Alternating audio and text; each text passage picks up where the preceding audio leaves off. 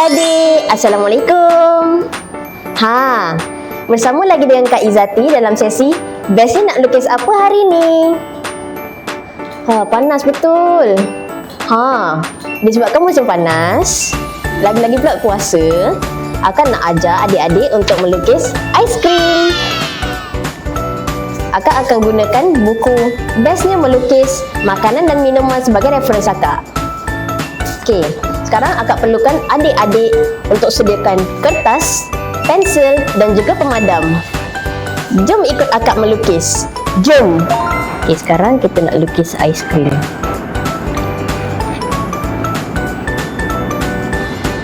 Buat bulatan.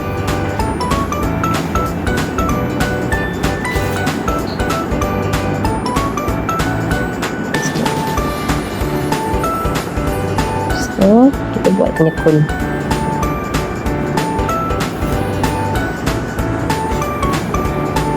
Tak perfect pun tak apa. Ni lakaran je baru. Right.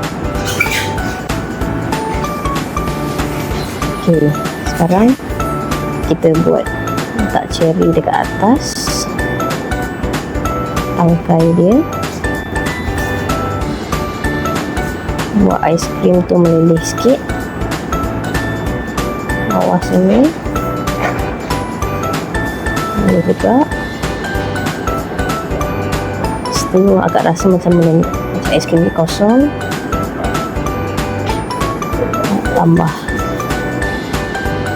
ada kepingan wafer dekat atas sini.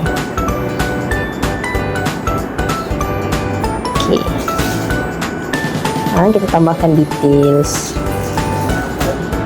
Dan letak aiskrim ni ada sirap coklat.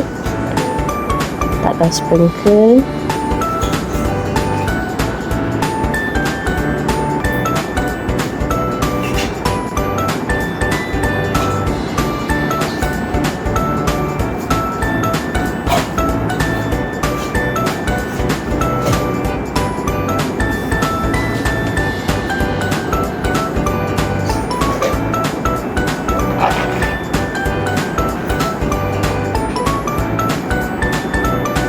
Aiskrim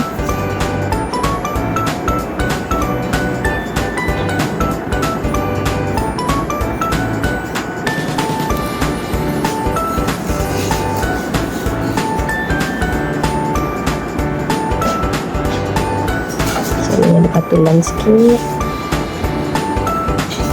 buat tekstur cone.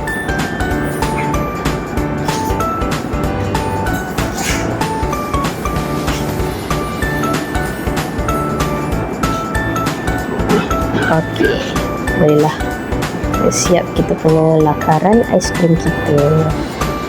Sekarang akak nak in ataupun outline akak punya aiskrim.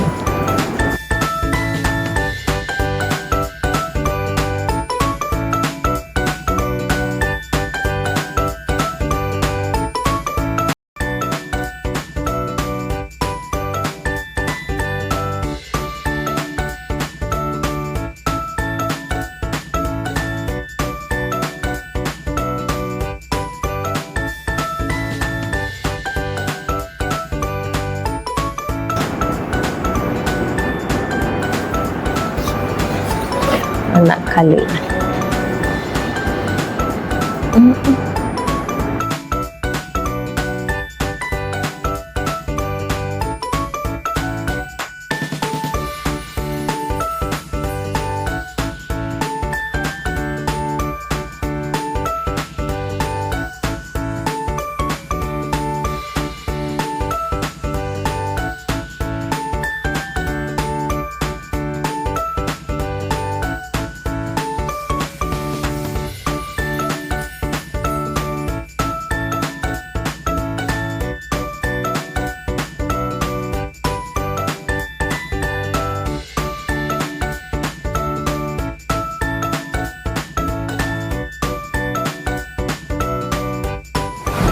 Senang tak adik-adik nak lukis aiskrim tadi?